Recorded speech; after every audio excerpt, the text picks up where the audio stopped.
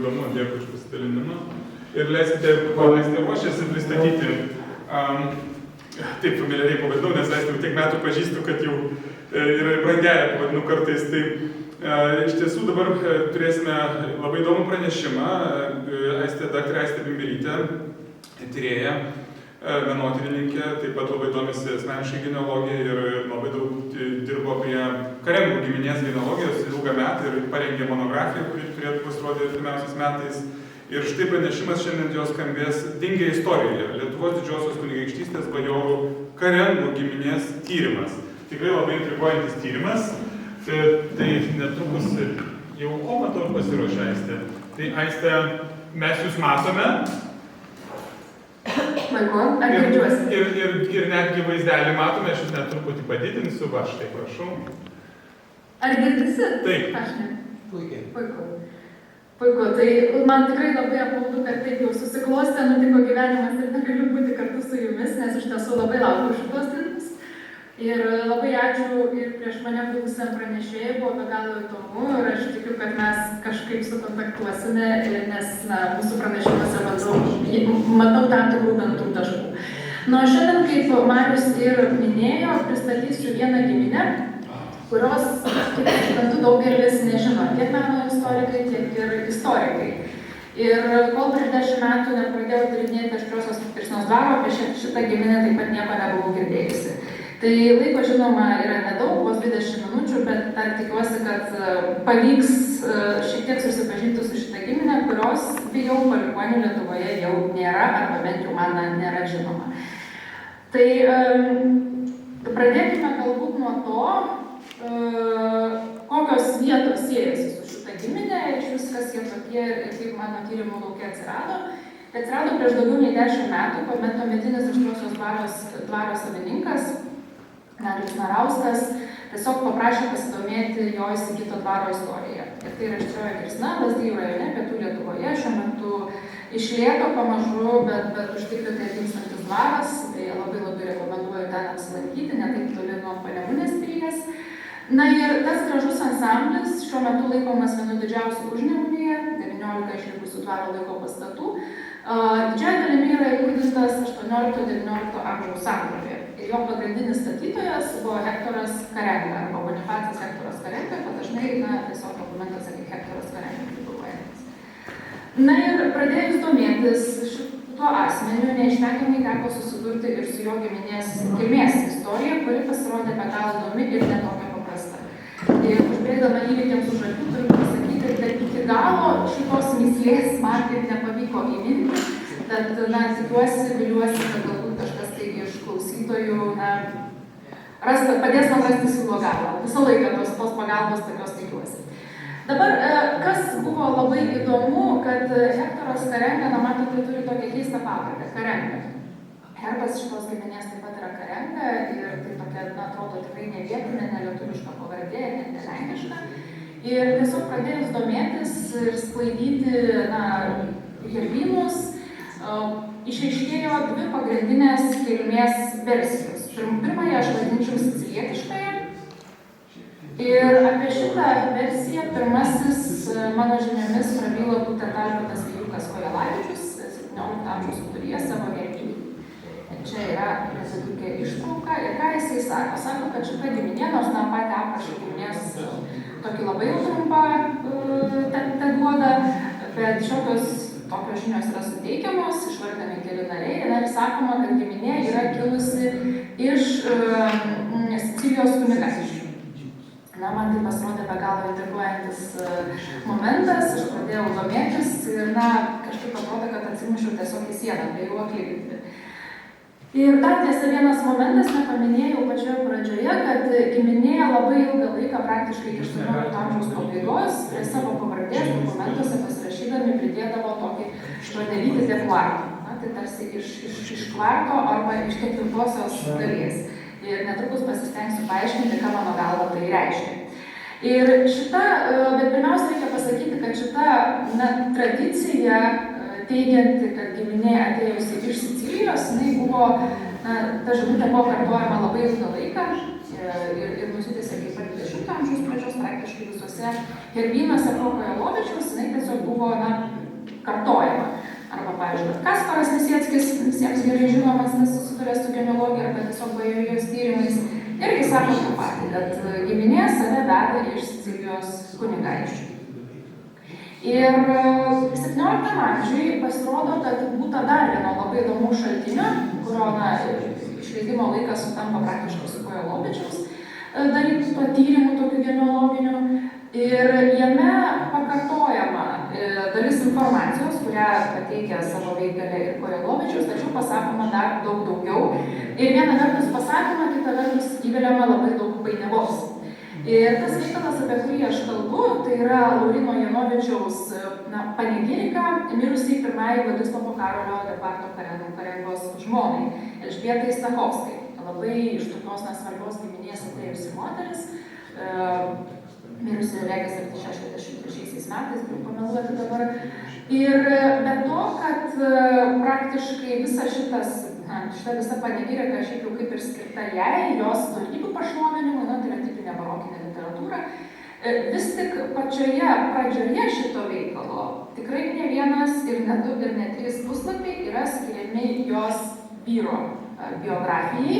Ir iš tiesų tai yra pirmasis toks išsamus šaltinis, bent jau šiai dienai, mano žiniomis, kuris gana detaliai tas biografinės detalės nusako ir nemažai kalba apie būtent giminės kilmę, tai yra paaiškina, kaip šita giminė atsiduria Lietuvos didžioji kunigaikštystė. Ir kas aiškėja? Aiškėja nemažai gyvenimo detalių susijusių su Vladislovu Karoliu Karenga. Ir iš to atsiprašau. Ar galėtum padidinti per visą ekraną vaizdą, ar tau pavyktų?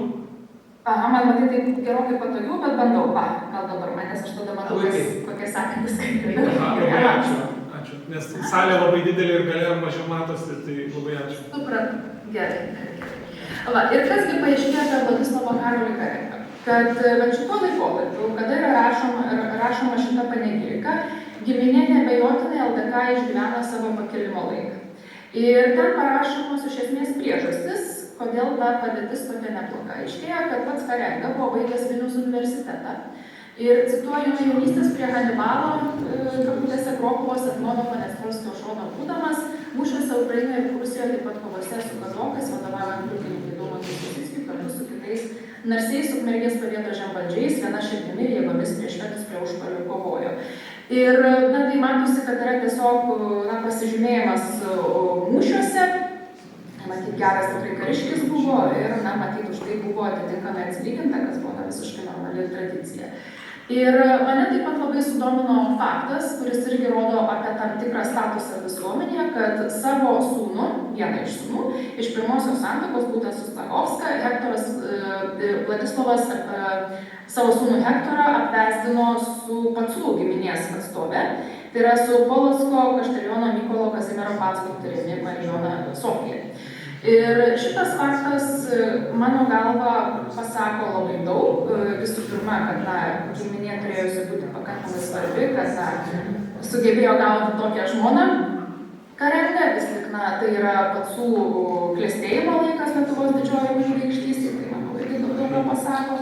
Kitas dalykas, matyti, turtai tiko galbūt, ar nežinau, dar kažkas, bet kita vertus gali būti ir tam tikrų bendrysčių susijusių su giminės kilme, kadangi žinom, kad būtent 17 amžiui Pacai labai propagavo savo kilmės iš Italijos teoriją, buvo ragina neva tikrų giminių Pacų šeimos ir dokumentų, kurie patvirtintų šitą giminę.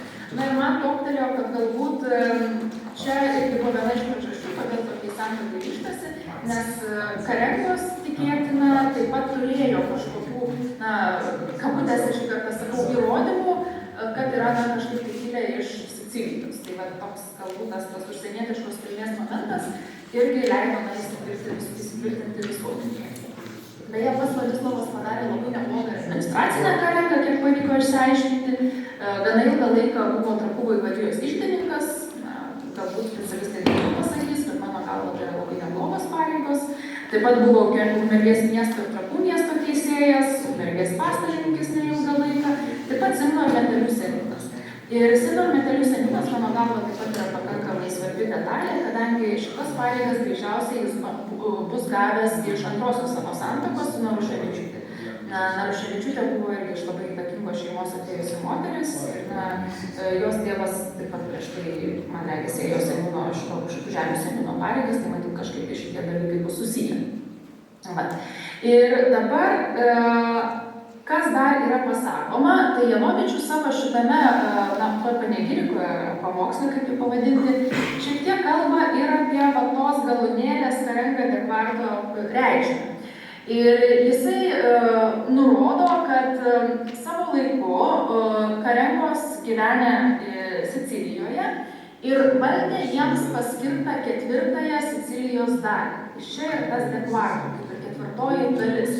Ir matyt, čia esama ir tokio gražaus žodžio žaismo, kuris apskritai barokui yra labai būdingas. Ir kad ta 4-oji dalis labai aiškiai atsispindi ir herbe. Ir čia matote būtent Karengų giminės herbą, kuris, kaip ir minėjau, vadinasi Karenga. Ir toks suskirstimas į 4 laukus. Ir galima rasti 2 pagrindinės variacijas šito herbo, tai gali būti šachmatinės tos skydo dalis, arba gali būti tiesiog pilkos, arba vienos, arba kitos. Ir bandžiau aiškintis, iš kur iš tiesų šitas herbas kilęs, nes akivaizdu, kad jis yra tikrai ne vietinis, bet jie mano paieškos buvo nesėkmingos, nes aš vis tik nesu karaliukos specialistė, taip kad jeigu kažkas iš klausančių, nežinau, galbūt laiko rankose siūlo galą, tai būčiau labai dėkinga, jeigu susisiektų ir savo įžvalgomis pasidalintų. Ir besiaiškinant šitos dalykus, man pavyko irgi atrasti dar vieną faktą, kad iki šių laikų prie Neapolio yra išlikęs Kvarto miestas, įkurtas dar Romėnų laikais, ir savo laiku šita teritorija taip pat priklausė Sicilijos karalystei. Tai galbūt irgi esame tam tikrų sąsajų, ir ta tokia, sakykime, sicilietiškoji legenda, jinai galbūt turi kažkokį tai realų pagrindą. Apie tai dar irgi užsiminsiu. Ir matot, tų panegirių, to herbo tokio gražaus naudojimo pavyzdžių yra ir daugiau.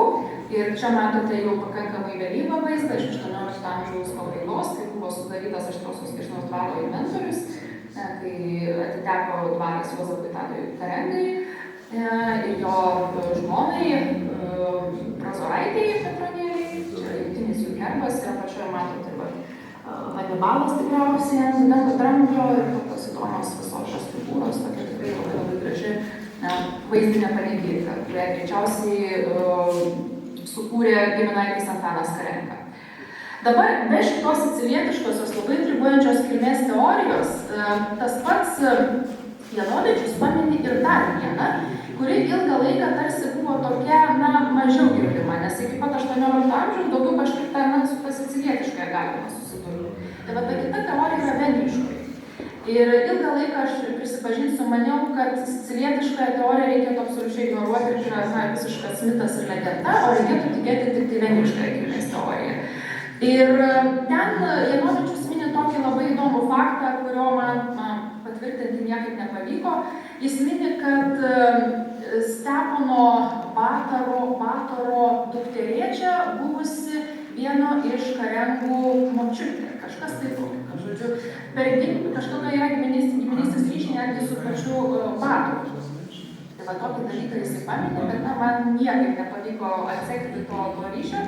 Bet pasirodė įdomus pats paminėjimas, kad yra būtent ryšiai su valdovu. Ir iš tiesų Lietuvos metrika šitą dalyką patvirtina, kadangi 1584 metais, kaip aiškina Lietuvos metrika, Steponas Batoras LDK bolininkui Jurgiui Kiriliui Karengai suteikė teisę iki gyvos galvos valdyti 8 valakų dydžio Kirmėlių kaimą Trakų vaivadijoje Gurlių valsčiuje.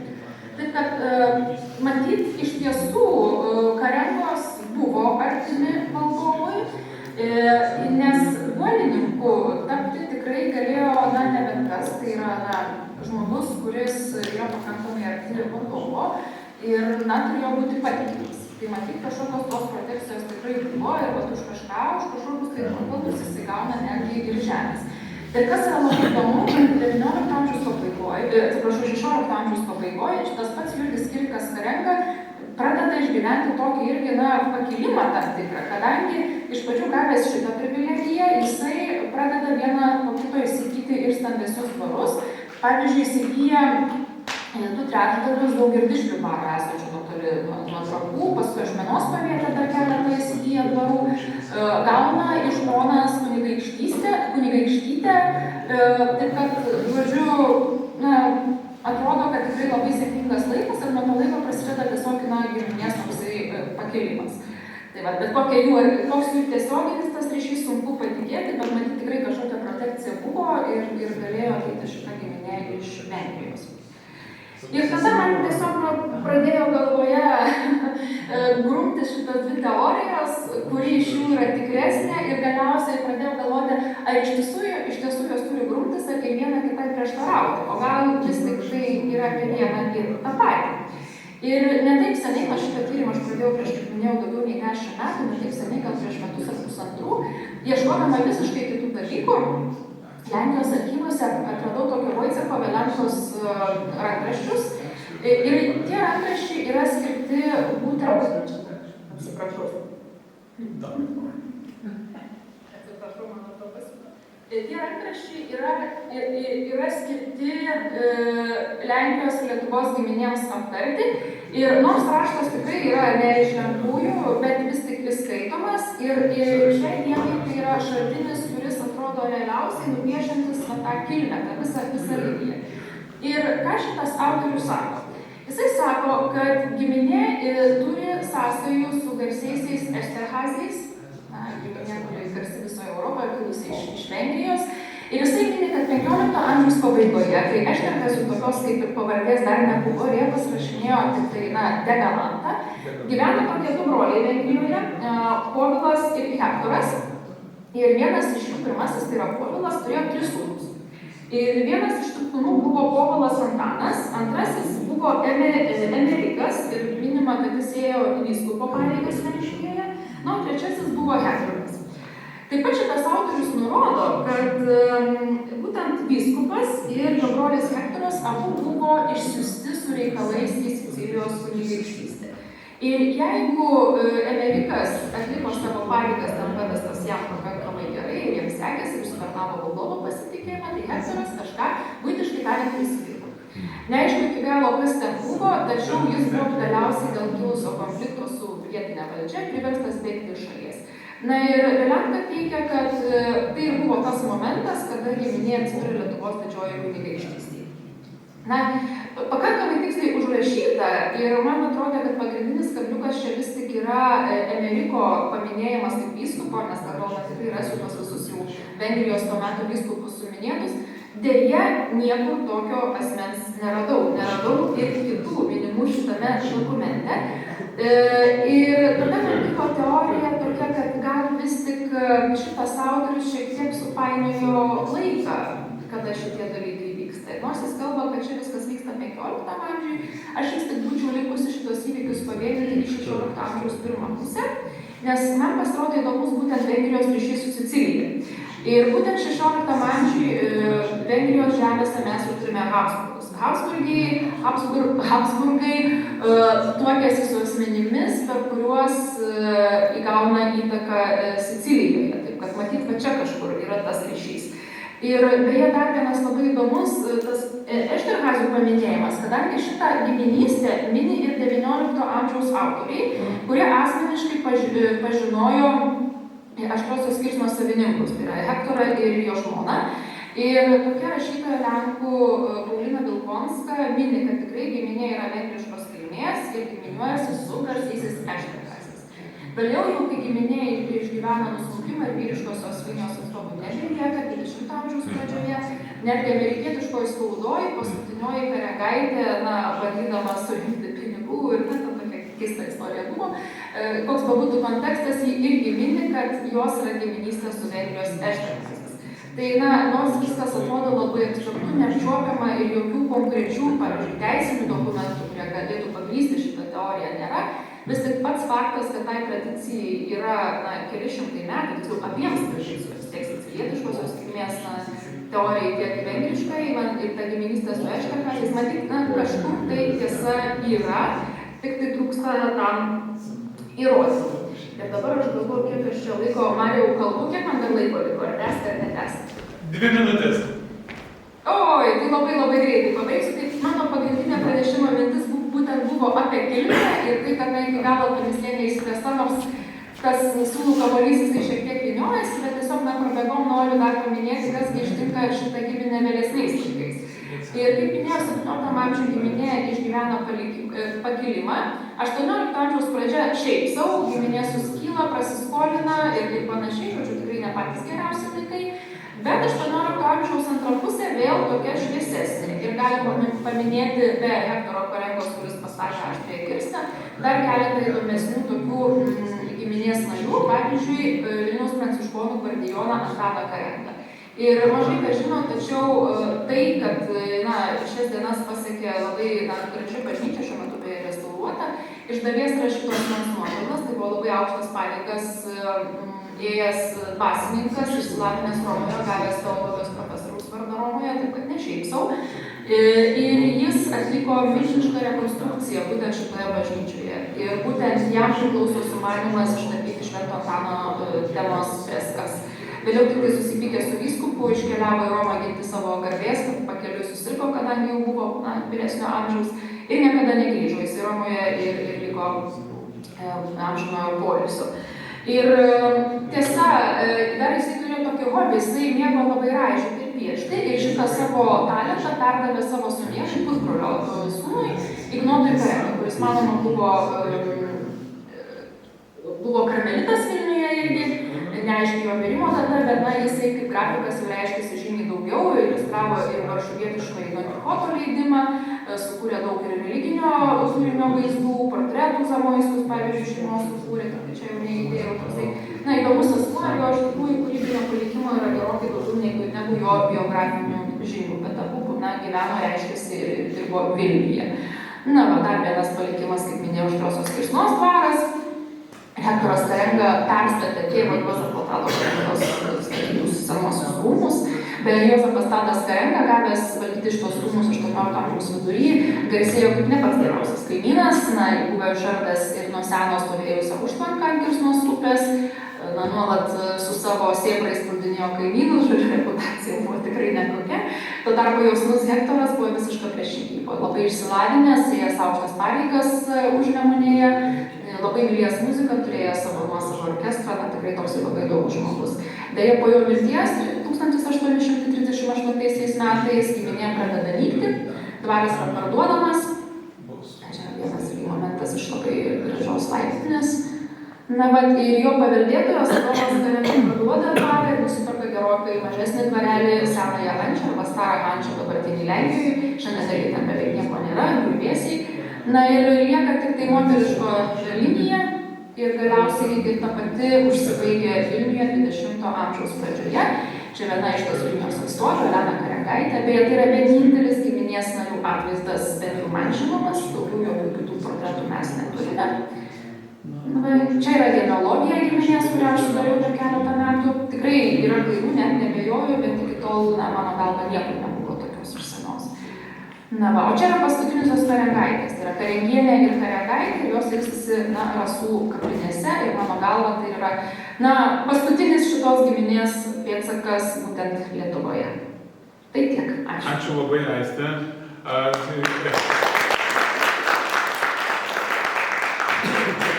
Kol kalbėjai, aš tiesiogiai verčiau mūsų svečiam, nes mūsų abudu svečiai ir gerbiama ponia Catherine Gilgut turi vengriškų, austriškų šaknų.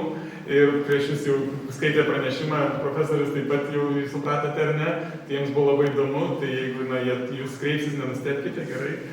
Aš pati jūs kreipsiuos greičiausiai, nes tikrai klausau ir man buvo labai įdomu ir turiu daugybę klausimų. Nes jie klausė kaip labai jau jas liečiantį pranešimą ir klausinėjo visko, tai mes diskutavom tyliai, tai triukšmam atsiprašau dėl to auditorijos, už tą visą šnabždėsi pirmoje jei buvo blogai. Tai Aiste, dar kartą jums ačiū labai. Dabar pakviesime mūsų bendrą bičiulę, ponę Melindą Harlan. Dear Melinda, are you available already?